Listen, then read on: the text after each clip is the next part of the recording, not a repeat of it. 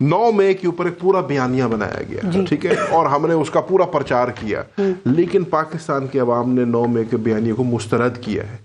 9 मई के बयानी के तहत पाकिस्तान तहरीक इंसाफ तो एक टेररिस्ट ऑर्गेनाइजेशन बन गई थी ना। हमारा काम हो गया था कि हमने स्टेट इंस्टीट्यूशंस को अटैक करना शुरू कर देना है, जलाओ घराव करना शुरू कर देना है, लेकिन ऐसा हुआ नहीं, ऐसा नहीं होना चाहिए था, हमने नहीं किया।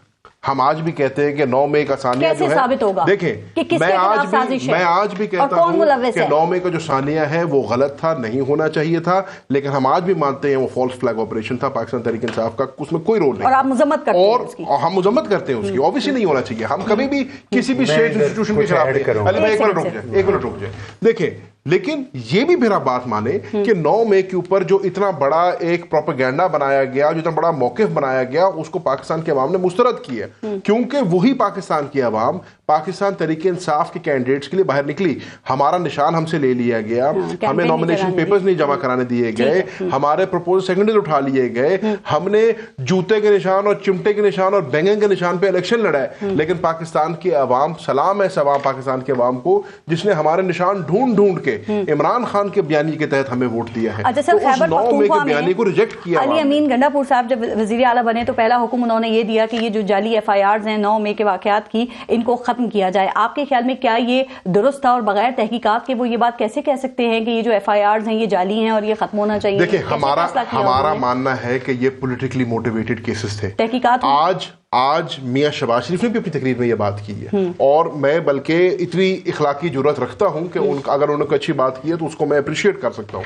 उन्होंने भी कहा, उन्होंने आज फ्लोर ऑफ द हाउस पे खड़े होकर ये यकीन दिलाया है कि जो सियासी कारकुनान थे जिनको 9 मई के केसेस के अंदर मुलविस किया गया है, लेकिन उनके खिलाफ कोई शवाहिद नहीं मिले, उनके केसेस खत्म होने चाहिए। ये कहना चाहिए था ना कि 9 मई के वाकयात की तहकीकात होना चाहिए, जो इसमें मुलविस है उनको सख्त सजाएं दें। उन्होंने क्या कहा, हुक्म दिया उन्होंने, हमारे ऊपर लातादाद पर्चे हैं, हम पेशियां भोग रहे हैं। मैं खुद ATC की अदालत में हर हफ्ते जाके खड़ा होता हूं।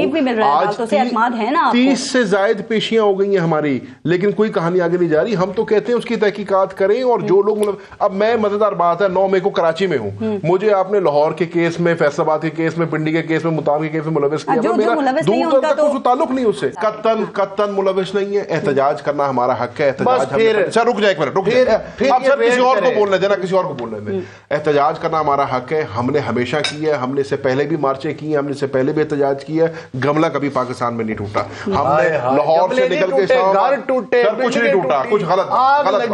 अच्छा रुक जाए, दूसरी बात, अब आए थे IMF लेटर के ऊपर जिसका उन्होंने जिक्र किया। जब तक लेटर मंजर आम पे नहीं आया था, ये बात करते अच्छे लगते थे। अब तो लेटर भी मंजर आम पे आ गया है। लेटर के जो अंदर जो लिखा है वो भी आपके सामने है, उसके पहले पैराग्राफ में हमने लिख दिया है। IMF ऑडिट कैसे करवाएगा? ये IMF का काम है। ऑडिट कराने को नहीं कहा भाई, हमने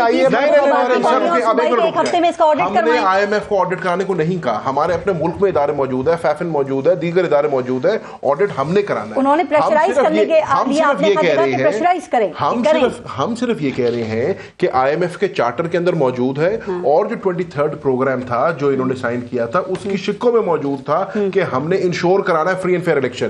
पाकिस्तान तहरीक इंसाफ का मानना यह है कि इस मुल्क में 8 फरवरी को जो इलेक्शन हुआ है, हाफिज साहब मेरी बात को सेकंड करेंगे, वो ना फ्री था ना फेयर था।